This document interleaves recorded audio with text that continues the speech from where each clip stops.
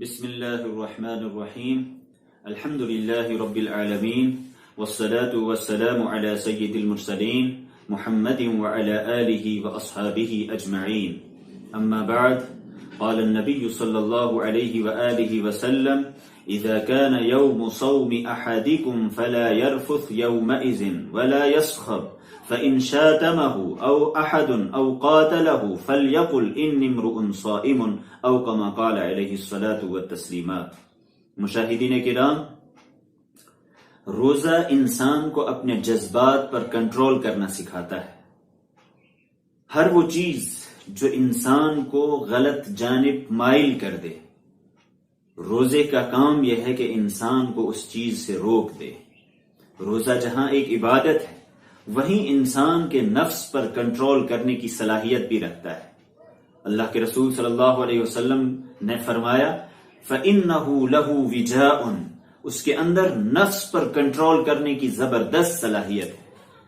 جب انسان کسی سے لڑتا ہے، کسی سے جھگڑا کرتا ہے، اس وقت وہ اپنے جذبات کو کھو بیٹھتا ہے۔ روزے کی حالت میں جہاں بہت سے گناہوں سے اجتناب کرنا ضروری ہے، انسان روزے کی حالت میں جھوٹ نہیں بول سکتا ہے، انسان روزے کی حالت میں غلط بیانی نہیں کر سکتا ہے، انسان روزے کی حالت میں دھوکہ نہیں دے سکتا ہے، انسان روزے کی حالت میں رشوت خوری نہیں کر سکتا ہے، کسی کے ساتھ دغا بازی نہیں کر سکتا ہے، ظلم نہیں کر سکتا ہے۔ یعنی ہر طرح کے گناہوں سے انسان کو اپنے آپ کو بچانا ہے، تبھی اس کا روزہ اللہ کی بارگاہ میں قابل قبول۔ اللہ کے رسول صلی اللہ علیہ وسلم نے ایک اہم پہلو کی جانب ہماری توجہ مبذول فرمائی ہے کہ جب تم میں سے کوئی روزے سے ہو، عام حالات میں بھی لڑائی جھگڑے سے انسان کا کوئی بھی دور کا واسطہ نہیں ہونا چاہیے۔ لڑنا جھگڑنا یہ اچھے لوگوں کا کام نہیں ہے۔ لڑنا جھگڑنا یہ شیطان کی چال ہے۔ انسانوں کے درمیان تفریق کرانا، انسان کے درمیان دراڑیں ڈالنا، یہ شیطان کا ایک اہم ترین ہتھ کنڈا ہے۔ شیطان یہ نہیں چاہتا ہے کہ انسان آپس میں اخوت کے ساتھ رہیں، ہمدردی اور محبت کے ساتھ رہیں۔ وہ انسانوں کے درمیان دوریاں پیدا کرنا چاہتا ہے، اور دوریاں پیدا کرنے کے اس کے مختلف ہتھ کنڈے ہیں، مختلف طریقے ہیں۔ اسی میں سے ایک اہم ترین طریقہ یہ ہے کہ وہ آپس میں لڑاتا ہے، آپس میں دوریاں کراتا ہے۔ جب انسان لڑائی پر اتر آئے، اس وقت انسان پھر اپنے آپ کا کنٹرول کھو بیٹھتا ہے۔ پھر وہ زبان کا بھی غلط استعمال کرتا ہے، ہاتھ کا بھی غلط استعمال کرتا ہے، اختیارات کا بھی غلط استعمال کرتا ہے۔ پھر اس سے وہ چیزیں سرزد ہو جاتی ہیں جو اس کے شایان شان نہیں ہوتی ہیں، کیونکہ اس وقت وہ غصے میں ہوتا ہے، اس وقت وہ آپے سے باہر ہوتا ہے، اور غصے کی حالت میں کوئی فیصلہ کرنا، کوئی رد عمل دکھانا، کوئی ری ایکشن دکھانا، یہ ایمان والے کا کام نہیں۔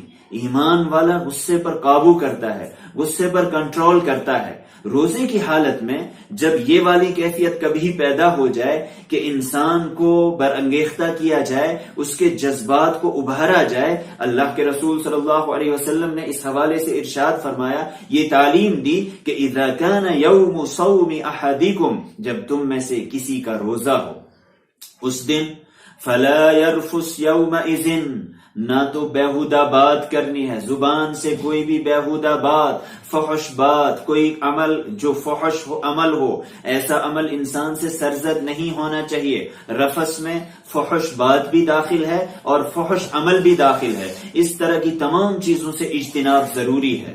دوسری چیز اللہ کے رسول صلی اللہ علیہ وسلم نے فرمائی وہ یہ کہ وَلَا يَسْخَبْ، نہ انسان لڑائی جھگڑے پر اتر آئے، اپنی زبان کو اونچا کرنا، باتوں باتوں میں گالی گلوچ سے کام لینا، یہ روزے دار کے شایان شان نہیں ہے۔